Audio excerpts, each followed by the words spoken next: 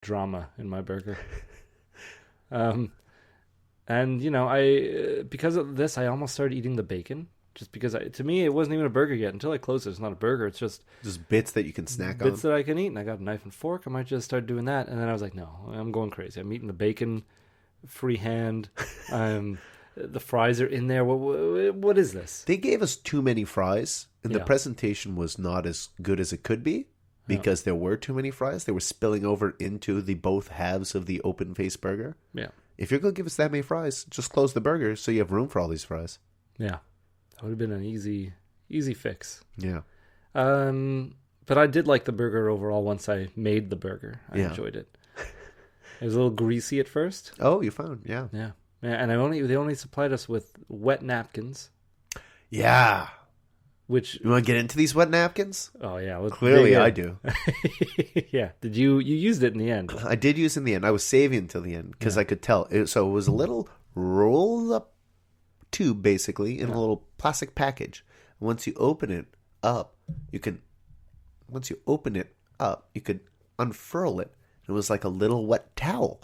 And I was wiping my hands and wiping my mouth. And I was so impressed at the strength of this. I gave it like a couple tugs to be like, look how strong it is. And I just eviscerated it by accident. Not as strong as I thought it was. The first 3 tugs, nothing happened. And then I don't even know what happened. I don't think you tried to tug it again. It just disintegrated in your hand. And then it just zigzag ripped all over the place. Yeah. My burger also presented open-faced. Lobster bits all over the top of that burger. I was so excited. There was a quarter pickle just sitting across the top of the burger, though. I'm not sure. I guess that was the equivalent of your coleslaw. Thank you. I was thinking of the French word for it. What is it? Salade chou. Oh, I don't think it was the equivalent because I also had a pickle. Oh, you also had a pickle. Yeah, big, well, then I don't quarter know. pickle. Maybe I just got shafted on the salad chou. Maybe you're too decadent already. You already had the out of season lobster, winter lobster at a burger place. Yeah, but there was a quarter pickle. Was your quarter pickle sitting across your burger? Yeah. So weird because that's too big of a piece of pickle to just enjoy in the burger. Usually you'll do slices of pickle in a burger. And I felt like this wasn't made to be eaten in the burger, but it was sitting on the burger. Yeah. It was like a side thing, but it was sitting on the burger. It was a test. They were watching us, wondering what we would do if we would try. Did you eat your pickle separately? I always eat my pickle separately. Okay, that's true. Yeah. So I guess we both passed the test or failed it? I'm not sure. Yeah, I don't think anyone was really grading us. I will say, though, my first bite into that burger, I really liked it. Oh, I really, really liked it. Because of the lobster? Because of the little animals you were eating? Well, I guess cow's an animal, but... Yeah. I can't get behind you, and I can't get behind crayfish. Shellfish. Shellfish. And crawdads and all that. See, now, Matthew, I've said it before and I'll say it again. It's one of my fantasies in this life to have as many animals in my mouth at once as I can. Which brings us to turducken, which we were talking about earlier today, Matthew. You've been talking about turducken since... years. For years. Since I first heard about what it is. Yeah. Since your mom promised it to you. Yeah. As a child. There was one year where my mom said that she was going to talk to the butcher and we were going to have turducken that year. And then... That's what most moms would be like. I'm going to talk to Santa, and if you're really good, then I'm going to talk to the butcher. And if you're really good, 3 animals. Yeah. And she talked to the butcher, and I think ultimately that was like, oh no, it takes way too long. You're not getting it in time for Christmas or whatever. It's an art.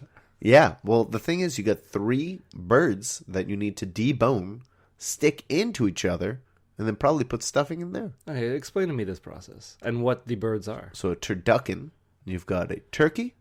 Inside of that turkey is a duck. Okay. Inside of that duck is a chicken. Okay. If you want to get crazy, you could put an egg in there. Or quail. And then the egg and the quail. All of those, no bones. I didn't get to eat it. And since then, it's been my rosebud. Okay. Something that for years I desired and could never have. And on your deathbed. On my deathbed, the snow globe will roll out of my hand and I'll whisper, turducken. Oh man. I guess the simplest way would really just be you grow each bird inside the other bird. That sounds like no good life for any of these birds. Also, nearly impossible.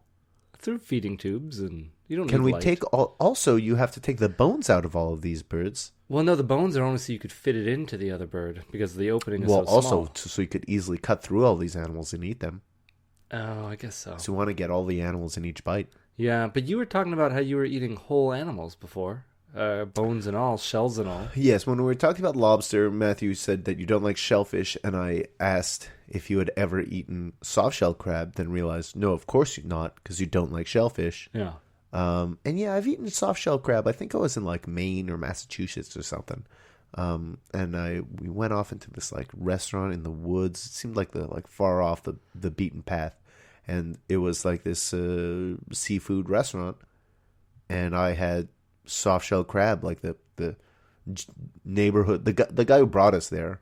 I don't remember who he was or whatever. It's not important to the story. He was like showing us the area, showing us where to eat, and he said you should get some soft shell crabs. And then when they were presented in front of me, I was younger. Didn't have as adventurous of a palate. And there were just these little black crabs on my plate in front of me. I was kind of like, oh, I don't know about this. It was a little weird. And their shells are pretty soft, but not like they still have a little crunch to them, a very light crunch that when you're chewing it, it easily breaks apart. You could chew it a bit and it'll fall apart. But honestly, it was weird. It's a weird eating experience to eat whole crabs. Yeah. But they were delicious. You see, to me, that just sounds like you've escalated to the eating level of an ogre. And so I feel like bones should not be a problem. Oh my god, I almost spit my tropical passion everywhere. All over my carpet. Yeah, you should just be able to eat whole animals, birds and the like, just bones and all. I mean, I'm still freaked out by people who bite into a kiwi. Because they're furry little devils. Yeah. So gross. What's wrong with you? You're an animal. Yeah. But I guess I'm an ogre because I eat whole crabs. Oh, sorry. Little shell bits, like, just flaking in your mouth. You're just, you're eating these Have you little ever guys? eaten the brain of anything, Matthew? No way. No? I think I've eaten a lobster's brain. And But it was you've also eaten delectable. crab brains because you Well, ate yeah, all I ate of the those whole crabs crab. whole. Do crabs even have brains? They find bigger, better homes for themselves. Some crabs. Wow. Not soft shell crabs. They just end up in your belly. Yeah, that's right. How smart are they? Maybe you're their new home. Whoa! You'll wake up one day and crabs are just Just going to a crab will have ditched me for a tin can. That's one way, I guess. That's the sadder way. I think the better way is like they really want to make a life for themselves in you. Oh, So, okay. At one point, out of every little orifice, you got little crab legs popping out, and you're just moving around the city with crab legs coming out of your ears and nose and It's like the idea of me fingertips. being dragged around by my belly button by a crab, going like, "Whoa, what's going on here? Where are we going?" They I throw like some- that so much better just out of your belly button. You're already in the stomach. Yeah, exactly. So you're just being dragged around the city. Exactly. Oh, that's so good. I like it. Okay. I'm on board with it. I think that should be a children's book. Oh gosh.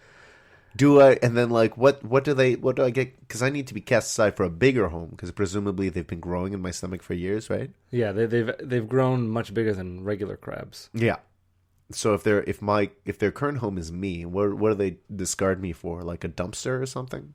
I don't know. Maybe I don't know why I'm comparing myself to garbage exclusively. not even comparing. You're saying garbage is better. Like, dumpster is a far better choice. But yeah, dumpster or car. That's a good call. Yeah, a car. Yeah. That's a step up from dumpster. Yeah. You can feel okay being compared to a car. Yeah, maybe a smart car. Maybe. I could see a crab walking around with a smart car on its back. Yeah. A giant crab, of course. Yeah.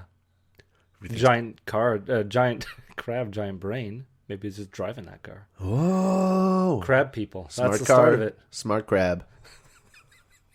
Crab people. It's an equation. Crab man. Yeah. Crab man's gonna crab you. Crab you? He's gonna crab you. Oh, just grab, but crab. He's got crab claws. Yeah. So pinch you. Well, no, he's gonna crab you. Okay. So, Matthew, are you at the point now where you're ready to rate your burger? I believe I am, Sebastian. You want to talk your way through it a little bit? I do. I think it everything I said about about the atmosphere of the place. I think the only thing I didn't like was the music. Okay. Music was a little strange and inconsistent. Sure. Definitely not keeping with the theme yeah. of the place. Honestly, if we went there an hour later, though, the music might have been totally different. Maybe. So I don't want to hold it too much against it. I think it's one of the only times I would have really appreciated to hear like some fiddles and banjos. Fiddles, yeah, exactly. But it was all right, and I was very surprised you didn't get a milkshake this time. I know. You tempted me at the last minute. You know, we had just had. Oh, and we didn't mention we had dessert. But we'll get into that, I guess, as we're rating the burgers. Yeah. After we had dessert, you pointed out that they had milkshakes, and I looked at it and thought, do I want one? No, probably not. Then I saw a banana split and was like, I think I do want one. No. Let me be reasonable for once. I was very impressed. Well, you did order one of the most expensive burgers to begin with. Already it was a $25 meal for a burger, fries, and a shake, and a soda, so. Yeah, maybe you got that shake when I wasn't looking. That's it. I snuck it. I enjoyed the burger very much, actually. Despite it being a little greasy, if I just had some napkins, it would have been fine, but I had to use that wet napkin, and even wiping my mouth with it, it had a little bit of a cleaning agent in it, or like a scent. Like a rubbing alcohol type of thing. Yes, it was a little weird. Maybe like a lemony scent. Oh, okay. And that's not the fault of the burger. I just needed napkins. I could have asked, I'm sure. Yeah, I'm sure. So the burger itself was really good. It was moist where it needed to be moist, dry where it needed to be dry, had all the right elements. The meat was good. Mm-hmm. I'm going to give it a 7.5. Wow, I'm impressed. That's a very good score, Matthew. Yeah. And you got a more traditional burger than I did. I thought maybe mine was going to be put over the top by the lobster and my love of lobster. Yeah. But 7.5, that's a good rating. Matthew, what did you think of, before we get to my rating, what did you think of the French fries? Because we do only rate the burger, but we'll get into a little of the details of the other things. I wasn't super impressed with them. I normally don't. They were too shoestringy for me. Yeah? And I oversalted them. Oh, yeah. Classic Matthew. So it may have been my problem. I didn't notice you put more salt on them. Yeah, I did. And they were pretty salty to begin with. They were. I wasn't thinking. And they were too salty in the end. I couldn't finish them. But they weren't anything special to begin with. Okay. I like having them on the side, just, as an accompaniment to the burger. But they weren't anything that I'm not going to go back for the fries. Sure. And just as a note, apparently they're sort of known for their very fancy poutines. I'd be disappointed to have such a fancy, expensive poutine with like a bechamel sauce and foie gras and all this expensive jazz and have these honestly pretty disappointing French fries. Yeah. They weren't McCain French fries or anything like that, but they tasted a little burnt to me, and they were kind of thin, and they weren't that good. They weren't that good. I don't know if that's because they're using Quebec potatoes. Maybe they need to go a little further out of their comfort zone, get some Yukon Golds or something. Yeah. But these potatoes really didn't do it for me. And maybe it was just because they were a little burnt. But I didn't like the French fries. Dessert, Matthew. Yeah. We had an epiphany for me. Oh yeah. It was on they had this little like standy thing on the tables that said if you spent $10, I think it was, that you would get a free dessert with your meal. And it said ice cream plus there was a picture of the dish that I've always only known as pudding chômeur, which translates to welfare pudding. Yeah. But on the English side of the menu, it said poor man's pudding, and I was like, oh, it has an English name. I didn't know.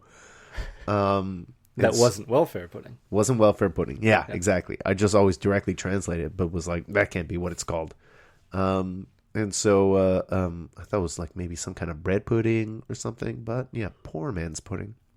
And it said ice cream plus poor man's pudding equals like our dessert. I was like, okay, great. We're going to have a piece of pudding chômeur with ice cream on it.